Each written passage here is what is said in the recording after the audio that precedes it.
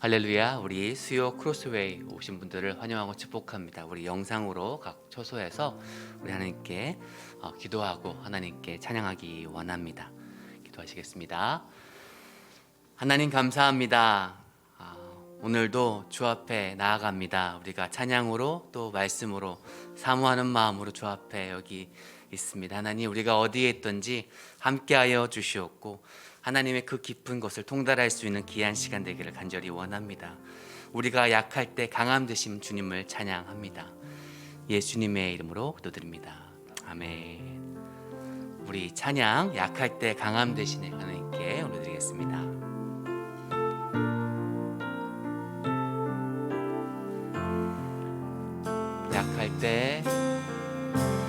약할 때 강함 대신에 나의 보배가 되신 주 나의 모든 것, 주 안에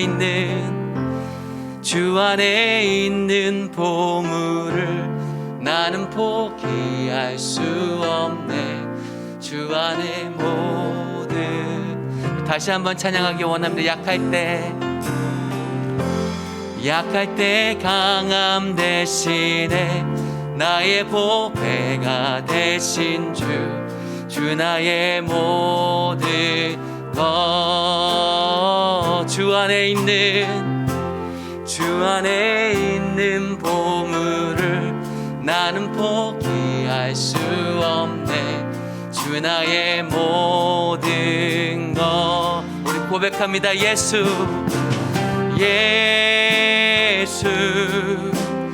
어린 양 존귀한 이름, 예수 어린 양 존귀한 이 십자가 제사하셨네.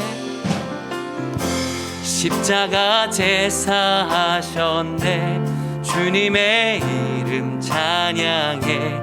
주 나의 모든 것, 쓰러진 나를 세우고 나의 빈잔을 채우네. 주 나의 모든 것,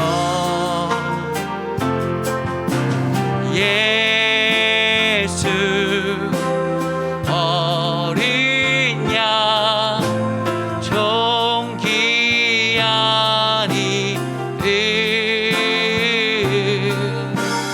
예수 어린 양 존귀한, 우리 고백합니다. 예수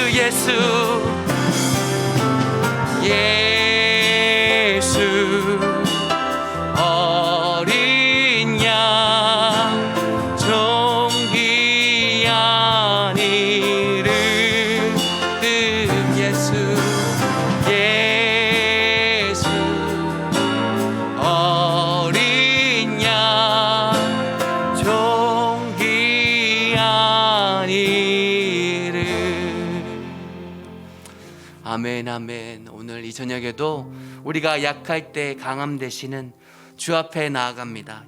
예수 어린 양 되신 우리 주님, 오늘도 주님을 의지하고 나아가오니 오늘 이 시간 가운데 함께하여 달라고, 말씀 가운데 우리가 통달할 수 있고 이해할 수 있는 하나님의 그 은혜 허락하여 달라고 우리 예배를 위해서 함께 기도하겠습니다. 기도하시겠습니다. 하나님 감사합니다. 하나님의 은혜로 우리가 약할 때 우리의 보배 되신 주님 포기할 수 없음을 우리가 고백합니다. 주 안에 있는 그 보물을 우리가 포기하지 않기 원합니다. 오늘도 주 앞에 나갑니다. 오늘도 하나님 앞에 섭니다. 하나님 주 앞에 아버지 나가게 도와주시고 하나님의 그 은혜를 허락하여 주셔서 우리가 누릴 수 있고 우리가 그 평안도 나아갈 수 있는 하나님의 은혜 귀한 시간 되기를 간절히 원하오니 주여 우리와 함께하여 하나님의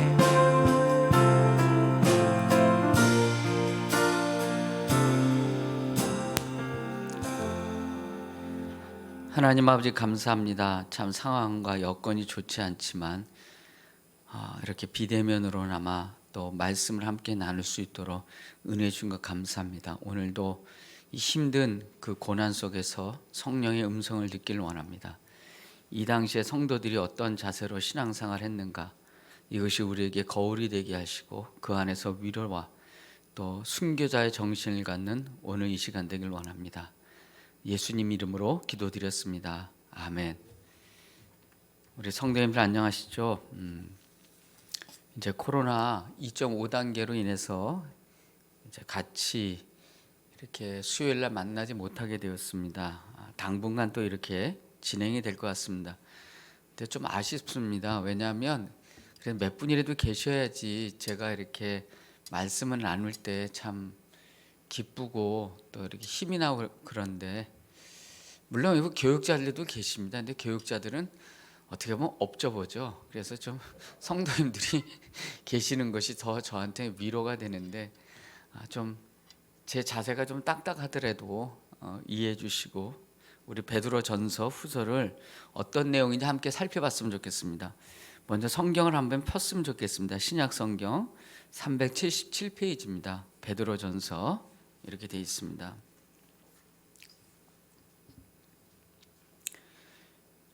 성도님들이 짐작하셨던 것처럼 베드로전서, 베드로후서는 그 성경이 이야기하는 것처럼 베드로가 저자로 우리는 알고 있습니다. 그러나 베드로전서 5장 12절에 보면 내가 신실한 형제로 아는 실로안으로 말미암아 너희에게 간단히 써서 권하고, 이 서신은 이렇게 권하고 이렇게 되어 있습니다. 그러니까는 이 실로아노라는 것은 그 바울의 동역자였던 실라를 얘기합니다. 그러니까 이 서신은 베드로가 주 모든 내용과 모든 것의 원인이었지만 이것을 실라가 대필했다는 것이 정설로 받아들이고 있습니다. 그러니까 네로의 큰 그 박해 전에 바로 순교하기 직전 AD 63에서 64년경 이 서신을 로마에서 집필한 것으로 볼 수 있습니다. 여러분 코바디스라는 소설, 또 이 소설을 영화로 다 보셨을 것입니다. 그 당시 상황이 너무나도 뭐랄까요, 어려웠고, 그래서 이제 바울도 순교를 하고 성도들은 베드로에게 로마를 떠날 것을 얘기를 했습니다. 그래서 베드로가 그래 나 혼자 남아서라도 이 교회를 지켜야 되겠다는 순수한 목적을 가지고 로마를 이렇게 벗어나는데, 그 길에서 환상 중에 부활하신 주님이 로마로 들어가는 것을 보게 됩니다. 그래서 베드로가 묻죠. 주여 어디로 가십니까? 그랬더니 그 주께서 베드로에게 너가 지금 핍박을 피해서 떠나는 그 로마에 내가 성도들을 지키기 위해서 내가 들어간다. 이 말을 듣고 베드로가 가던 길을 멈추고 돌려 로마로 들어가 순교했다는 이러한 전승이 있습니다. 그래서 여러분 이 서신은 굉장히 급박하고 어려운 상황 가운데, 환난 직전 가운데, 큰 환난 직전 가운데 기록한 것입니다. 그래서 여러분 1장 1절에 보면 그렇게 돼 있죠. 예수 그리스도의 사도 베드로는 본도, 갈라디아, 갑바도기니아, 아시아와 비두니아에 흩어진 나그네, 이렇게 되어 있습니다. 여러분 흩어진 나그네, 이 한 구절만 보아도 사람들이 모여 있지 못하고 흩어졌다는 것은 그만큼 심각한 고난 가운데 성도들이 있었음을 알 수가 있습니다. 그래서 베드로전서 4장 12절과 13절에 보면 사랑하는 자들아 너희를 연단하려고 오는 불시험을 이상한 일 당한 것으로 이상히 여기지 말고, 그러니까는 곧 임박한 박해, 아주 대대적인 박해가 로마에 있다는 것입니다. 우리 성도님들 다 아시겠지만 로마 그 시내에서 불이 났습니다. 원인이 누군지 모르죠. 뭐 로마 황제 네로가 일으켰다는 사람이 있고, 또 누군가 방화를 일으켰다는 그런 이야기도 있지만, 이 당시 상황은 정치적으로 참 혼란스럽고 안정되지 않은 그런 상황이었습니다. 그런 가운데 방화가 일어났고, 그 방화가 이 로마 정부로부터 민심을 이반하는 계기가 되었습니다. 그래서 이 모든 것들을 기독교인들에게 다 이렇게 엎어 씌운다고 할까요?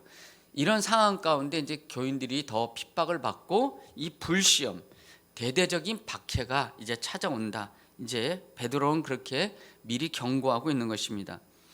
그런데 이제 박해를 바라보는 베드로의 시각은 이렇습니다. 베드로전서 5장 12절에 보면 택하심을 함께 받은 바벨론에 있는 교회가 너희에게 문안하고 내 아들 마가도 그리 아니라. 바벨론에 있는 교회라고 얘기하죠. 로마에 있는 교회가 아니라 바벨론에 있는 교회. 이 바벨론은 어디일까? 학자들은 로마라고 얘기합니다. 그러니까는 베드로의 시각에서 지금 로마는 어떤 나라냐면 건장한 것 같지만 이 바벨론처럼 무너질 나라로 보았던 것입니다. 그러니까 세상의 모든 나라가. 근데 베드로의 예언처럼 되지 않았습니까? 제국이 크고 권력 다툼과 기독교를 탄압하던 그러한 로마의 정부는 결국 무너지고 말았습니다. 내 아들 마가도 그리 아니라. 여러분 마가복음을 마가가 기록했죠. 제가 마가복음 할 때 말씀드리지 않았습니까? 베드로는 이 마가라는 요한을 자신의 영적인 아들로 생각했고 그가 공생의 기간 동안에 주님을 동행했던 모든 기록들을 마가에게 전수해서 마가가 마가복음을 기록했던 것입니다. 그러니까 이런 생각을 가지시고 보면 이 박해를 대하는 자세가 이렇게 베드로는 뭐냐면 피하지 말자 이겁니다. 그리스도가 당하셨던 것처럼 우리도 그 고난에 동참하자는 것입니다. 그래서 이 베드로 전서 후서에는 무슨 단어가 많이 등장하냐면 특히 전서에 고난이란 단어가 많이 등장합니다. 고난. 그러나 소망을 가져라. 이것이 베드로 전서의 베드로 또 후서의 고난 중에 성도의 자세를 잘 권면하고 있는 것입니다. 그래서 여러분 베드로 전서의 내용을 보면 우리가 베드로가요 먼저 구원의 확신을 주려고 굉장히 노력하고 있습니다. 1장 7절과 여러분 9절부터 보십시오. 너희 믿음의 확실함은 불로 연단하여도 없어질 금보다 더 귀하여 예수 그리스도께서 나타나실 때 칭찬과 영광과 존귀를 얻게 하실 것이니라. 예수를 너희가 보지 못하였으나 사랑하는도다. 이제도 보지 못하나 믿고 말할 수 없는 영광스러운 즐거움으로 기뻐하나니 믿음의 결국 곧 영혼의 구원을 받음이라. 지금 얼마나 불안하겠습니까? 이 고난 앞에서 그들의 믿음, 그런 믿음을 가진 시간도 얼마 되지 않는 이 고난 앞에서 그들의 영혼의 문제. 근데 베드로가 뭐라고 얘기하냐면 너희의 믿음은 불로 연단하여도 없어지지 않을 만큼 강력한 그 믿음을 성령께서 너희 안에 주셨다고 얘기를 합니다. 그래서 그 믿음을 이렇게 얘기하죠. 23절에 보면 너희가 거듭난 것은 썩어질 씨로 된 것이 아니요 썩지 아니할 씨로 된 것이니 살아있고 항상 있는 하나님 말씀으로 되었는 것이라. 그러니까는 당신들이 지금 죽어도 당신들이 그리스도 때문에 순교해도 당신들의 구원은 보장된 것입니다. 당신들의 믿음은 금보다 귀하며 당신들의 믿음은 썩어질 것이 아니고 하나님 말씀으로 기인한 것입니다. 이렇게 얘기를 합니다. 그러고 나서 여러분 2장으로 가시면 우리가 다 아는 내용이 있죠. 너희는 왕 같은 제사장이다. 그런 얘기가 있습니다. 2장 9절에 보면 너희는 택하신 족속이요 왕 같은 제사장들이요 거룩한 나라요 그의 소유된 백성이니 이는 너희를 어두운 가운데서 불러내어 그의 기이한 빛에 들어가게 하신 이의 아름다운 덕을 선포하게 하려 하심이라.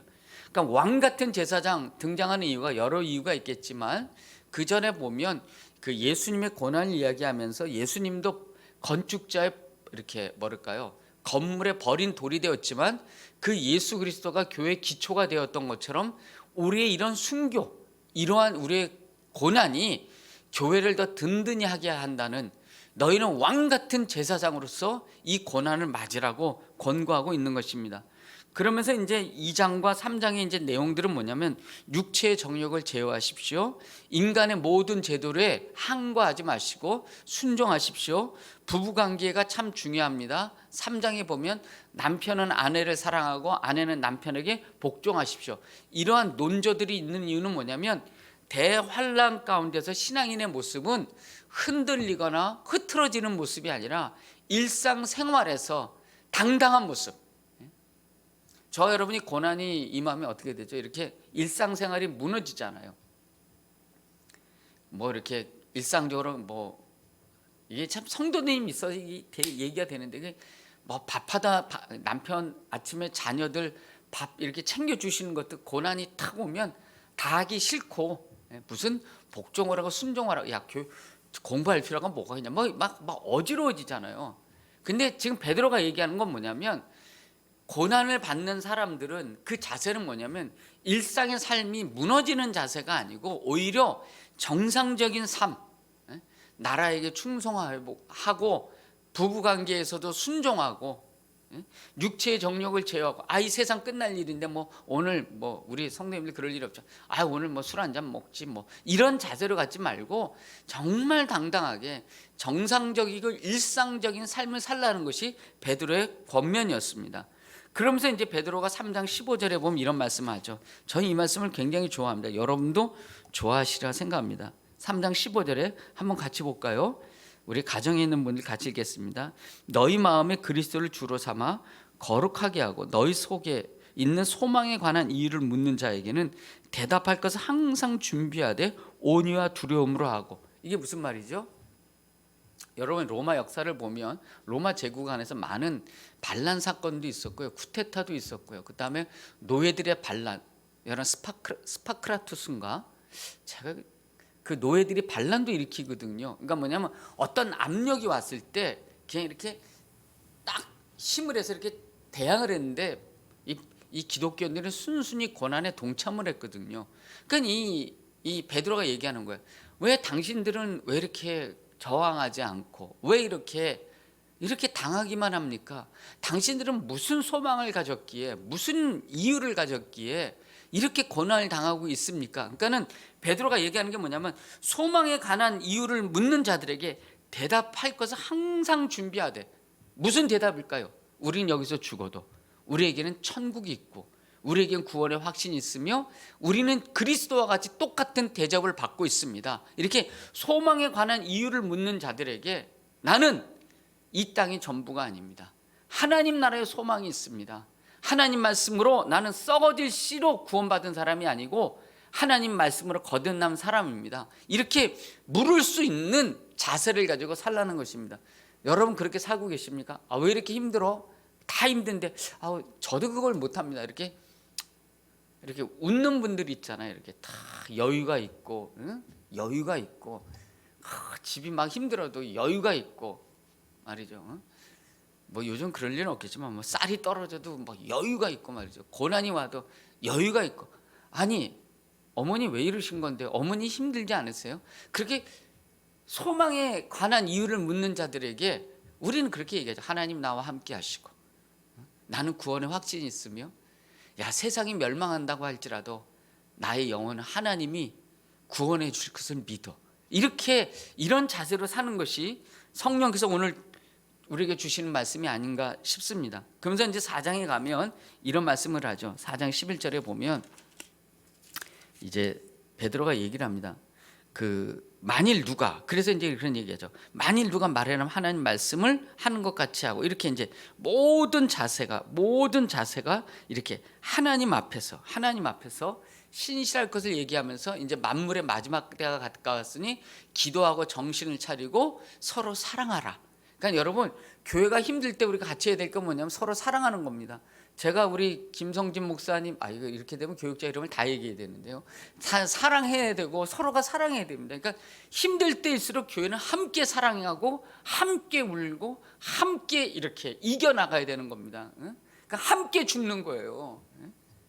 그래서 지금 코로나 때문에 이건 코로나 때문에 막 이렇게 뭘 정리한다 그래요. 세상에서 뭘 이렇게 사람을 이렇게 그런 얘기도 있잖아요. 근데 그보다 이렇게 함께 줄이고 함께 고난받고 함께 사랑하는 게 이게 교회라는 공동체입니다.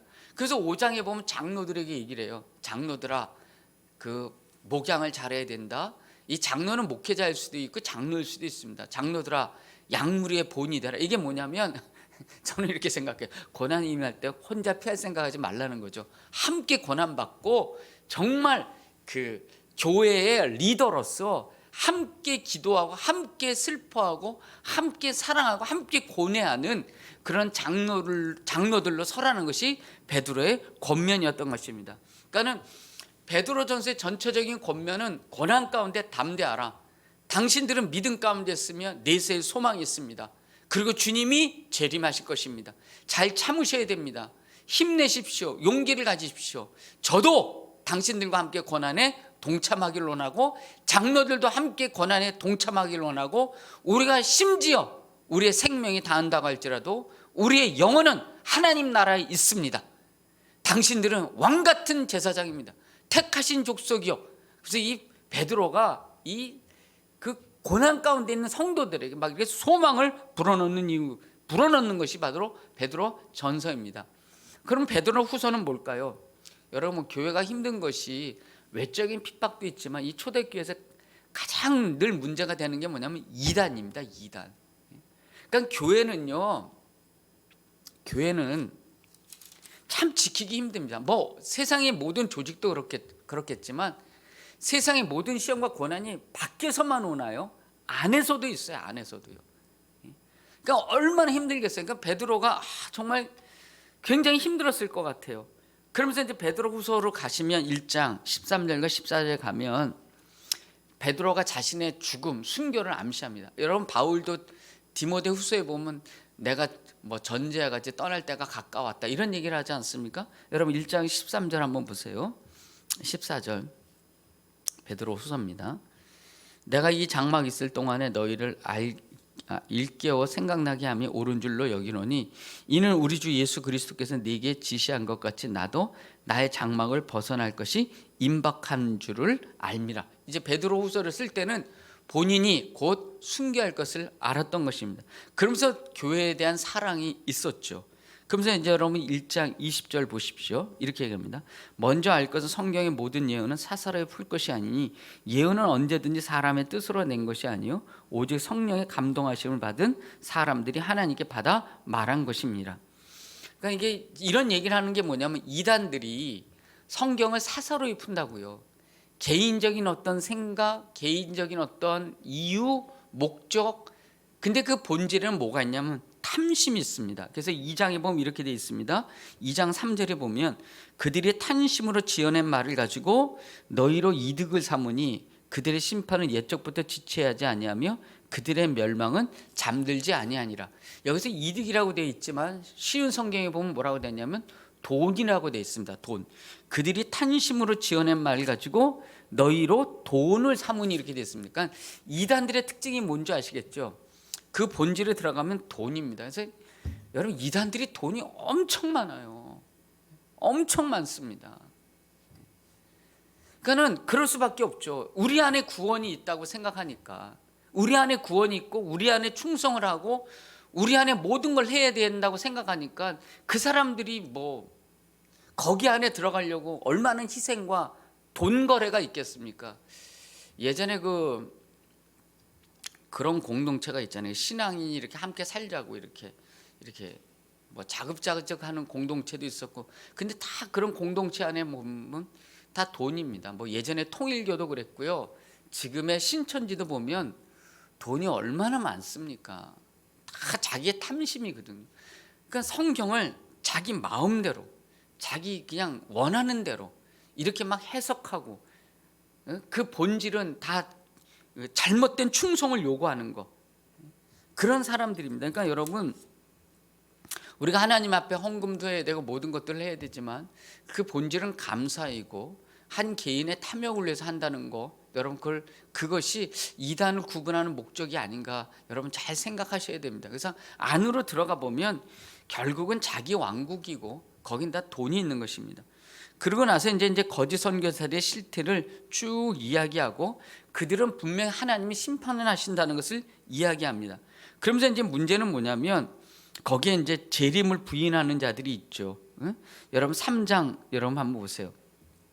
4절에 보면 3장 3절부터 보겠습니다. 먼저 이것을 알지니 말세에 조롱하는 자들이 와서 자기의 정욕을 따라 행하며 조롱하여 이르되 주께서 강림한다는 약속이 어디 있느냐? 조상들이 잔후로부터 만물이 처음 창조될 때와 같이 그냥 있다 하니 이렇게 되어 있습니다. 그러니까는 이단들이 하는 이야기가 뭐냐면 임박한 그 환란이 올 때 주님이 오신다는 이야기를 이제 이들이 소망을 가지지 않았습니까? 근데 그 마지막 그 소망까지 이제 이단들은 무너뜨리는 것입니다. 그리고 거짓 교사들이 무너뜨리는 것입니다. 재림이 어딨냐? 재림이 그냥 우리가 쾌락적으로 살고 그냥 편하게 살고 이렇게 살자는 것이 그들의 주장입니다. 그러니까는 만물이 이전부터 지금까지 그대로 있습니다. 이렇게 얘기를 하죠. 여러분, 우리 성도님들 한번 묻고 싶습니다. 정말 재림이 있습니까? 말세는 있다고 해서 얘기를 하시는 것 같아요. 말세와 재림은 다릅니다. 말세는 사람이 끝날 수도 있는 것이 말세입니다. 기독교는 사람이 종말을 끝내는 것이 아니라 예수 그리스도가 종말을 끝내는 것입니다. 예수께서 세상에 다시 오실 때 있는 것입니다. 근데 이것이 너무 지연이 되니까, 이게 너무 지연이 되니까, 너무 오래 가니까 정말 재림이 있을까? 그러니까 열어보세요. 재림이 있겠다고, 핍박 있고 재림이 있겠다고 얘기했던 시간과 재림의 시간이 너무 긴데 그 사이에 뭐가 있냐면 성도들에게 고난과 핍박이 있고 환란이 있고, 그것뿐만 아니라 이단이 득실하고 거짓 선지자들이 등장하고 과학과 문명의 발달이 있고 종교다원주의가 있고 성경의 그 능력을 부인하는 수많은 책들이 있을 때 정말 여기서 믿음을 지킬 수 있는 사람이 있을까? 정말 주님의 재림을 기다리는 사람이 있을까? 그러나 분명히 있겠죠. 정말 거듭난 사람은 분명히 주님의 재림을 기다리고 있을 것입니다. 그래서 이렇게 얘기를 합니다. 여러분 보세요. 3장 8절에 보세요. 사랑하는 자들아, 주께는 하루가 천년 같고 천년이 하루 같다는 이 한 가지를 잊지 말라. 주의 약속은 어떤 일이 더디다고 생각하는 것 같이 더딘 것이 아니라 오직 주께서 너희를 대하여 오래 참으사 아무도 멸망하지 아니하고 다 회개에 이르기를 원하시느니라. 그러나 주의 날이 도둑같이 이날이니 그날에는 하늘이 큰 소리로 떠나고 물질이 뜨거운 물에 풀어지고 땅과 그 중에 있는 모든 일이 드러나리로다. 주님이 늦게 오신다고요? 더 많은 회개의 시간과 기회를 주시기 위하여 늦게 오시는 겁니다. 그게 지연의 이유고, 여러분, 하루가 천년 같고 천년이 하루 같습니다.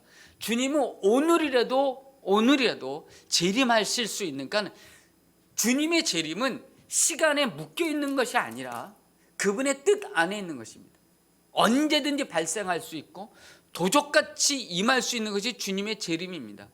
그래서 우리는 새하늘과 새 땅을 바라보며 왜 재림이 없지? 만물이 그대로 있는 것이 있네, 이런 생각이 아니고 하나님이 이렇게 세상을 사랑하시는구나, 끝까지 한 사람이라도 구원하시길 더 원하시는구나, 그 하나님의 사랑 속에서 우리는 주님의 재림을 기다려야 되는 것입니다. 그래서 여러분, 마지막에 보면 이제 성도들의 권면이 있죠. 도적같이 임할 테니까 사랑하는 형제들아, 바울도 그 지혜대로 너에게 이같이 썼고, 여러분 보세요. 15장에 보세요. 또 우리 주의 오래 참으심이 구원이 될 줄로 여기라. 우리가 사랑하는 형제 바울도 그 받은 지혜대로 너에게 이같이 썼고, 굳세어라. 억지로 풀지 말고. 그러니까 16장 끝에도 보세요. 16절 끝에 보세요. 다른 성경같이 그것도 억지로 풀다가 스스로 멸망하는지라. 스스로 그러므로 사랑하는 자들아, 이 이단에 휩쓰이지 말고. 여러분, 목사가 성경을 다 알아요? 모릅니다, 여러분. 제가 어제 교회에서 이제 나와서 우리 부목사님께 말씀드렸습니다. 혹시 제가 이제 요즘 사도행전을 하지 않습니까? 주일마다. 이제 예전에도 사도행전을 수요 예배 때마다 강의를 했었습니다. 근데 그거를 그 내용을 제가 이렇게 봅니다. 그때는 어떻게 했을까? 진짜 너무 부끄럽더라고요. 말도 안 되는 말은 제대로 했습니다만, 이게 어떻게 그렇게 설교를 했고, 그런데도 성도님들이 이렇게 계신 거 보면 정말 그건 하나님의 은혜구나, 이런 생각을 했거든요. 여러분, 목사가 성경을 다 알아요? 모릅니다. 제가 한번 말씀드렸죠. 오카는 목사님께서 교육자들 앞에서 그런 말씀을 하셨어요. 난 설교 준비하는 거 참 어렵다. 근데 어떤 본문을 읽다가 정말 모르겠어요. 그럼 나는 덮어. 하나님께서 성령의 조명하심 속에 아마 더 신학의 발전이라고 할까?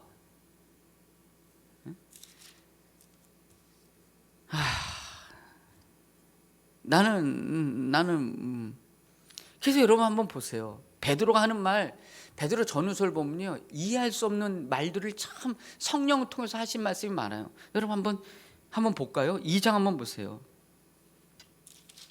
이 이단을 심판한다는 얘기를 하시면서 이런 얘기를 합니다. 2장 3절부터서요. 그들이 탐심으로 지어낸 말을 가지고 너희로 이득을 삼으니 그들의 심판은 옛적부터 지체하지 아니하며 그들의 멸망은 잠들지 아니하니라. 하나님이 범죄한 천사들을 용서하지 아니하시고 지옥에 던져 어두운 구덩이에 두어 심판 날까지 지키게 하셨으며, 이렇게 돼 있어요, 여러분. 이거 어떻게 해석을 하죠, 여러분? 여러분 이 구절을 어떻게 해석을 해요? 이 성경 읽어보면서 여러분 고민하지 않았어요? 고민해 본 적 없어요? 우리는 지금 마귀가 마지막 날 심판된다는 것을 알고 있는데, 여기 뭐냐면 하나님이 범죄한 천사들을 용서하지 아니하시고 지옥에 던져 어두운 구덩이에 두어 심판 날까지 심판대 지키게 하셨으며. 지금 마귀 풀려났잖아요. 근데 지옥에 들어갔다고 기록이 돼 있어요, 여러분.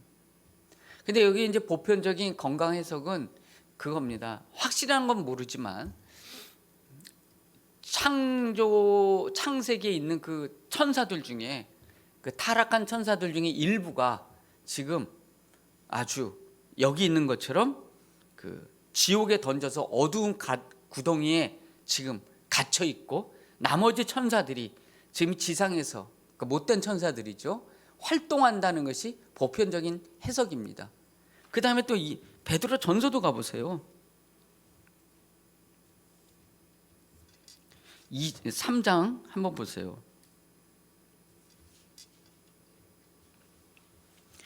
3장 18절입니다. 그리스도께서 단번에 죄를 위하여 죽으사 의인으로서 불의한 자를 대신하셨으니 이는 우리를 하나님부터 인도하려 하심이라. 육체로는 죽임을 당하시고 영으로는 살림을 받으셨으니 그가 또한 영으로 가서 옥에 있는 영들에게 선포하시니라.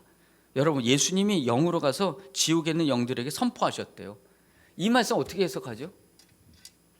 그들에게 구원의 기회를 주는 거예요? 예?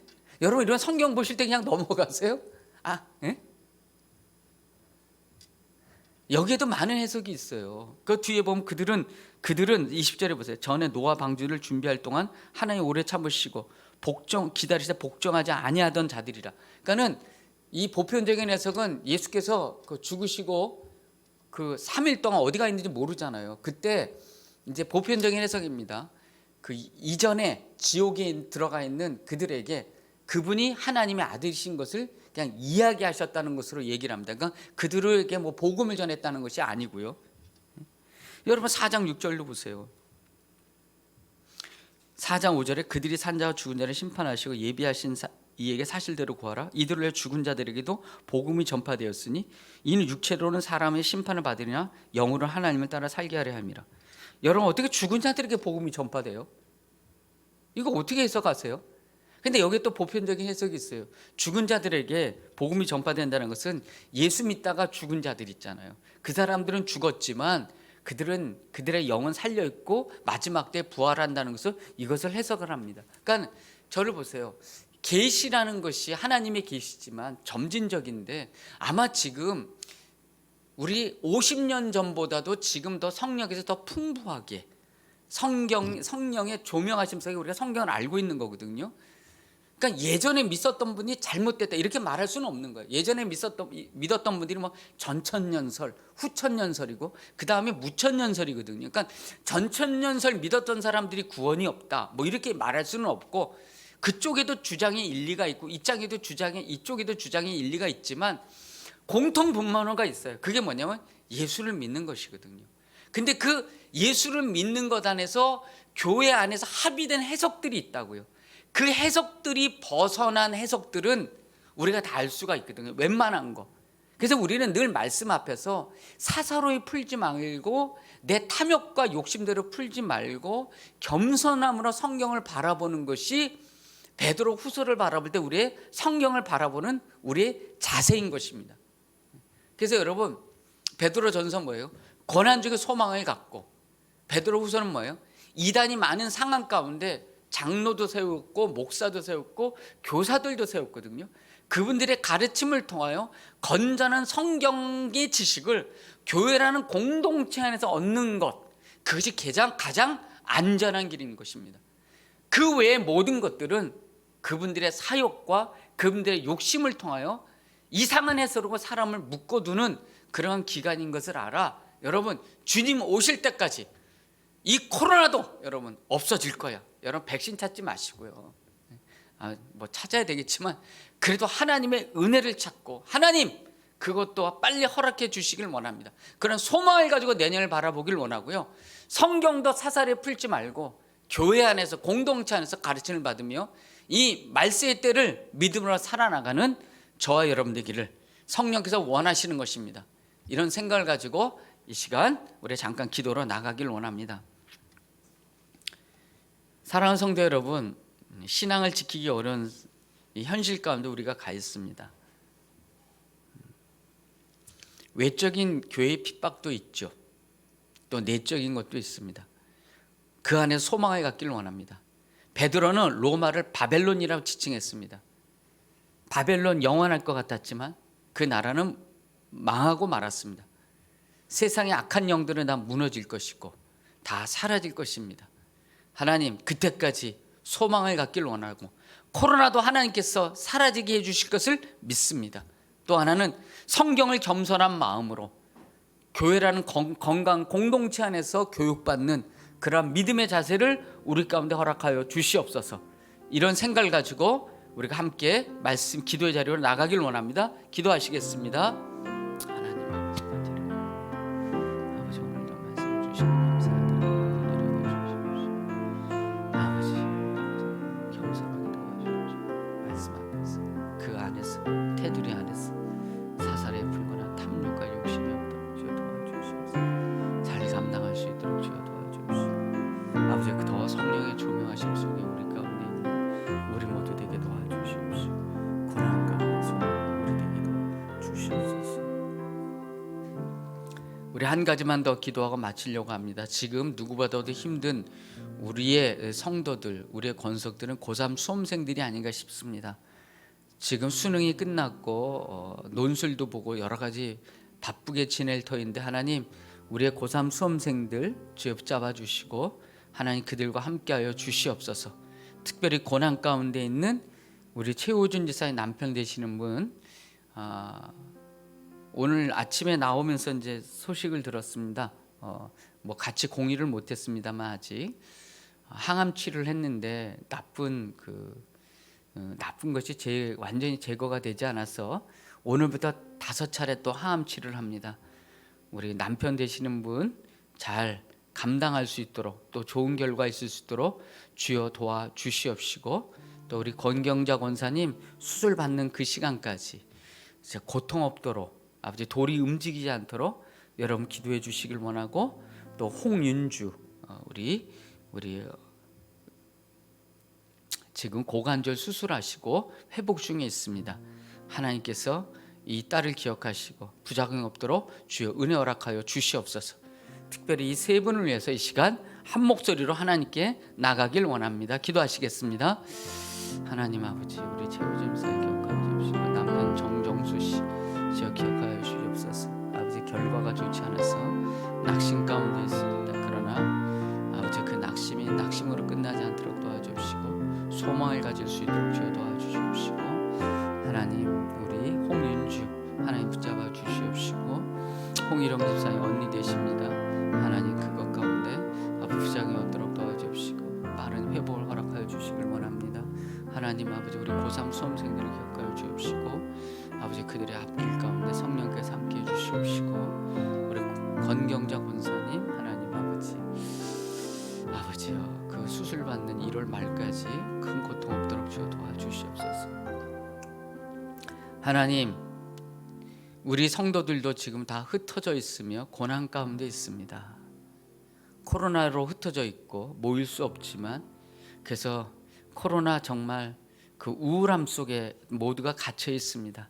잘 견딜 수 있도록 도와주시옵시고 구원의 확신을 가지고 하나님이 함께 하신다는 믿음을 가지고 잘 견딜 수 있도록 주여 도와주시옵소서. 특별히 송파 사랑의 교회를 말씀의 공동체 안에 잘 보호해 주시길 원합니다. 늘 이단의 사상과 잘못된 그러한 그 가르침이 우리 곁에 가까이에 있습니다. 주여 공동체를 통하여 말씀의 공급을 잘 받을 수 있도록 도와주시옵시고, 답답하다고 아버지 그런 곳에 찾아가서 잘못된 교리에 빠져들지 않는 우리 성도님들 될 수 있도록 성도님의 발걸음을 붙잡아 주시옵소서. 특별히 우리 고난 가운데 성도님들을 주님께 올려드렸습니다. 한 분 한 분 기억하여 주시옵시고 찾아가 주시옵시고 하나님 회복시켜 주시옵소서. 어떤 상황 가운데서도 소망을 잃지 않는 우리 모두 되기를 간절히 소원합니다. 우리의 구주가 되시는 예수 그리스도 이름으로 간절히 기도드렸습니다. 아멘. 하늘에 계신 우리 아버지여, 이름이 거룩히 여김을 받으시오며 나라가 임하시오며 뜻이 하늘에서 이루어진 것 같이 땅에서도 이루어지이다. 오늘 우리에게 일용할 양식을 주시옵고 우리가 우리에게 죄진 자를 사하여 준 것 같이 우리 죄를 사하여 주시옵고 우리를 시험에 들게 하지 마시옵고 다만 악에서 구하시옵소서. 나라와 권세와 영광이 아버지께 영원히 있사옵나이다. 아멘.